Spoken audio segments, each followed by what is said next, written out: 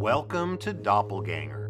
Doppelgänger is a tabletop dungeon crawl for 4 to 8 players that includes significant tension provided by a hidden traitor element. In each game, players will take on the role of a fantasy hero character and work together to complete quests for great rewards. However, some among you are doppelgangers, working to bring the downfall of the party without being discovered. In this video, we will show you how to set up and play the game. Setup. The first thing you need to do is determine a starting player. You can do this by using the included dice to roll for it. Give that starting player the banner token. This will indicate that they will be the first party leader. Hero characters are broken down into 3 different types. Characters that can use swords or fighters. They have a sword icon located under the hit points icon on the top right. Magic users who can be identified by the orange staff icon, and ranged attack characters who can be identified by the brown bow icon in the top right. It's important to note that characters should be selected by players in the following order: sword users, followed by staff users, followed by bow users. Then repeat in the same order: sword, staff, bow. Next, each player will take a weapon reference card that has an icon on the top that matches the weapon icon on their character card. On the back of each weapon reference card is a dagger reference. Since any character can use a dagger, it's available to all. In a 5-player game, the party leader should take the battle dog card. This is an ally that will help the party complete quests. In the case of a 4-player game, the party leader should take the War Bear card, which is an even more powerful ally. For 6, 7, and 8-player games, leave this card in the box as it will not be used. Next, shuffle the items deck. This deck contains all the weapons, magic items, spells, elixirs, poisons, all the things that the party can use to help them complete quests, and unfortunately things that doppelgangers can use to help quests be more difficult. Deal 4 cards to each player in the case of 7 and 8-player games, but in 4, 5, and 6-player games, each player will receive 5 of these cards to start the game. Once all the players have their starting hand of items, place the remaining item cards in the center of the table. This will become the items draw deck. Next, place the red cubes on the table. These are used to mark damage on both player characters and enemies.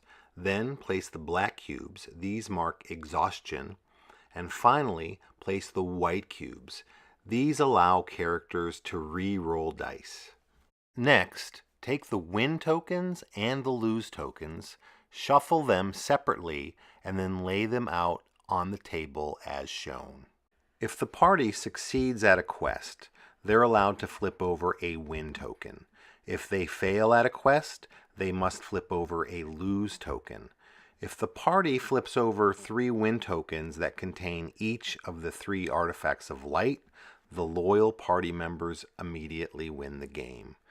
If the party fails at 3 quests that end up revealing 3 artifacts of darkness under the lose tokens, then the doppelgangers immediately win the game. Place the shield tokens on the table. These are used by the party leader to mark players they select for a quest. Put the quest deck in the middle of the table and give the party leader the bag of holding and the dice. The final part of setup is to deal loyalty cards out to all the players. Each player will get 1 loyalty card that shows whether they're a doppelganger or a loyal adventurer. The rulebook shows how many of each card you need to shuffle up based on the number of players. The easiest way to start playing Doppelgänger after you set everything up is to just flip to the back page of the rulebook.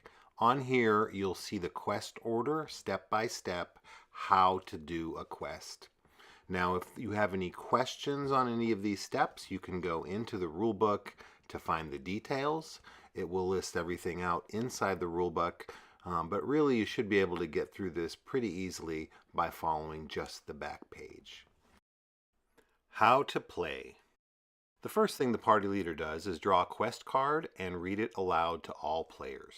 In this case, the quest is to interrogate the burly barkeep. Most quests will require the party to do damage equal to or greater than the number shown in the top right of the quest card. But in this case, you can see it's marked as a subdue quest. That requires the party to do damage within a range. So if the party does 7, 8, or 9 damage, they would succeed at this quest. If they do less than 7, they would fail, and if they do more than 9, they would kill the barkeep and not get the information, so they would also fail.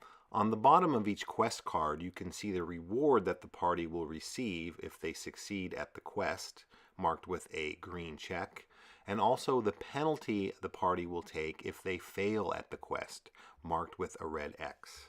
After the party leader reads the quest aloud, everybody will look at their hand of item cards and choose one item to pass face down to the player on their left. This is a chance for players to earn trust and test loyalty, so take advantage of it. Next, the party leader needs to select who will go on this quest. The party leader, in this case the champion, has to select at least one other player to go on the quest. They can choose to bring the battle dog or warbear if they like, but they must bring one other player character with them. They can bring as many other players as they wish to bring, but again, you need to be careful, especially in this case where there is a subdue quest, when doing too much damage would kill and fail the quest. So the party leader is going to take the shield tokens and place them on the character cards that they want to bring along in this quest. In this case, they have chosen the cleric and have also chosen the paladin.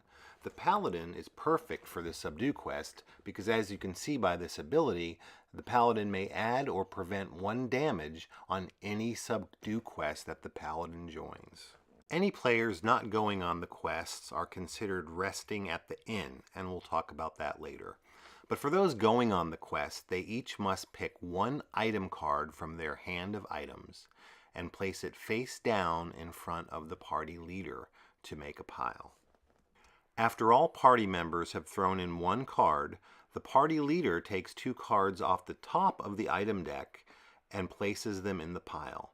The party leader then shuffles these cards and discards 1. So nobody knows what card is discarded here, including the party leader. Next, the party leader looks at the cards remaining and selects 1 to place face up in front of each player on the quest.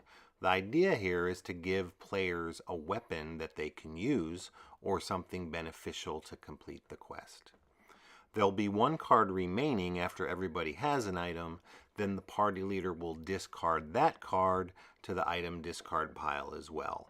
But this time the party leader knows what that item is, but nobody else does.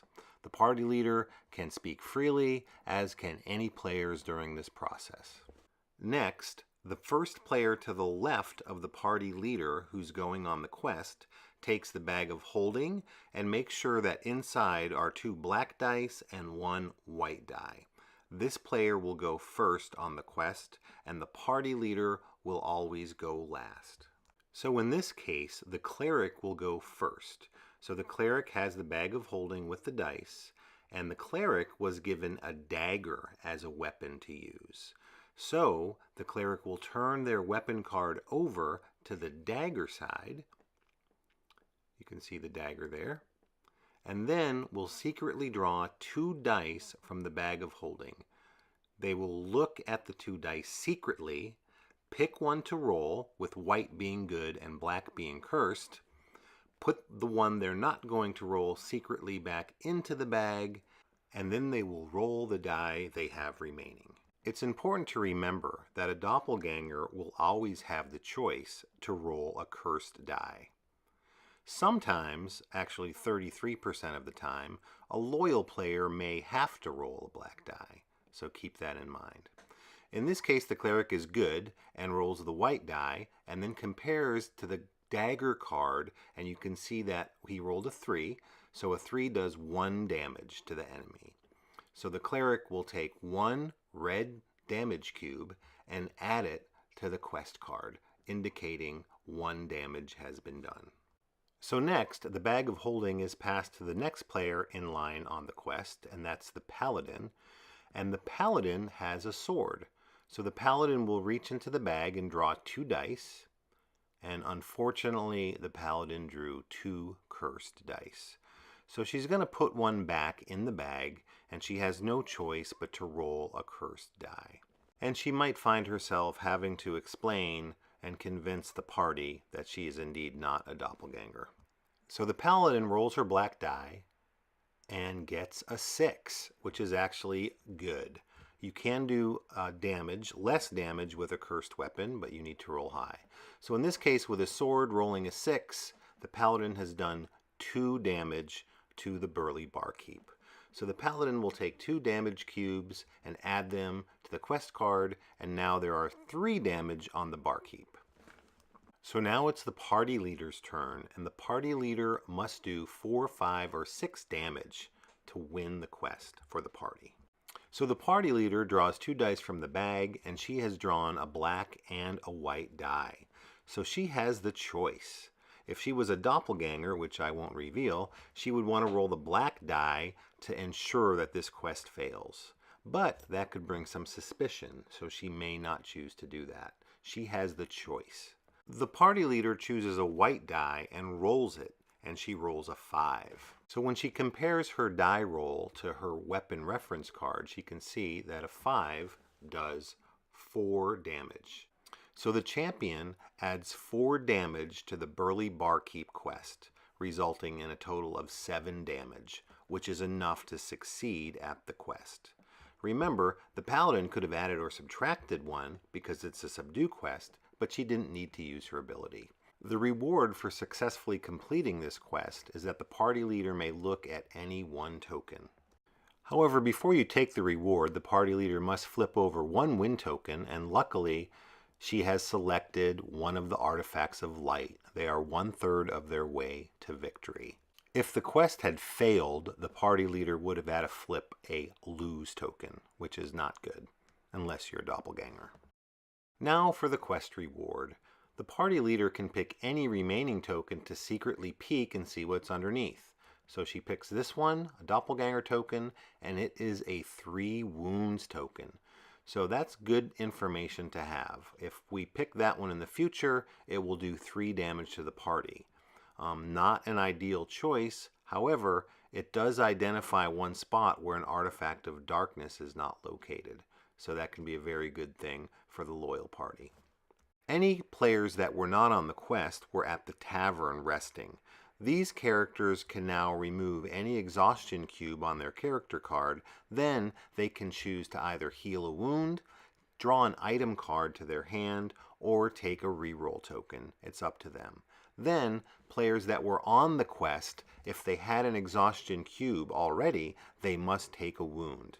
If they did not have an exhaustion cube, they must add one now. And that's how you do a quest in Doppelgänger. One more important thing on how damage works in the game. Let's, for example, say we failed that last quest and had to take 3 damage. In this case, the party leader takes the 3 damage into her hand and then decide who's going to get the first damage. It can be any player that was on the quest, including herself. So in this case, she chooses to give the first damage to herself, so she places it on her character card. Next, since she gave herself the damage, she has to give the remaining 2 into another player's hand that was on the quest. So she chooses to give it to the cleric player. This player then takes the 2 damage into his hand and decides who gets the next damage. He gives that damage to the paladin. Since he gave it to the paladin, he has to put any remaining damage into the paladin player's hand. The paladin player then decides to give the last damage over to the cleric. So everybody got 1 damage in this example. The thing to remember that's important here is that a character cannot take 2 damage in a row. There has to be damage in between given to somebody else. And only characters who are on a quest can take damage, not characters who are resting in the tavern. And that's how you set up and play Doppelgänger. We hope this video is helpful in getting you up and running and that you can savor the distrust that it will create among your group of friends. When you start to play, remember to leverage the quest order game aid on the back page of the rulebook and refer to the details inside the rulebook if you have any questions. Thanks for watching.